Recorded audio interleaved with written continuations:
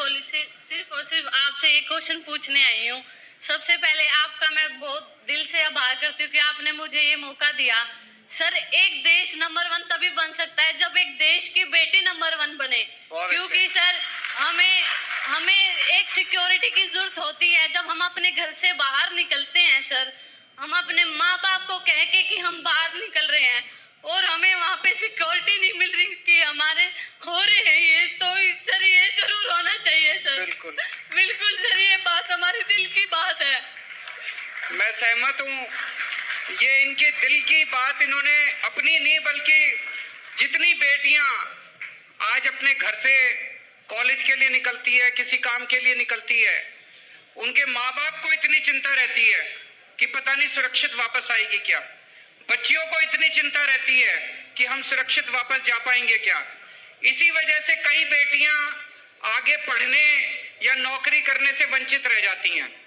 अगर हम अपनी बच्चियों को सुरक्षा नहीं दे सकते तो फिर लानत ऐसी सरकारों के ऊपर, लानत ऐसे सिस्टम के ऊपर।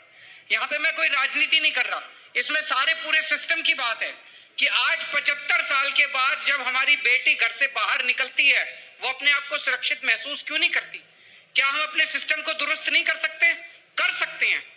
जब भगवंत जी की सरकार बनी थी पंजाब के अंदर, हम घर घर में जाके यही बोलते थे कि ऐसा क्यों है कि उनको सुरक्षा नहीं मिलती।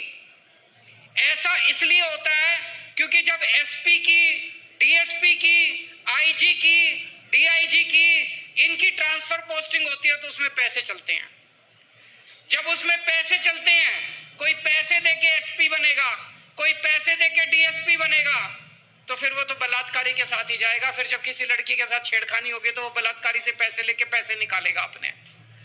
जब से ये बने हैं, एक भी ट्रांसफर पोस्टिंग में, पुलिस की एक भी ट्रांसफर पोस्टिंग में पंजाब में पैसे नहीं चलते। जाके पूछ लो किसी से भी। अगर हमारा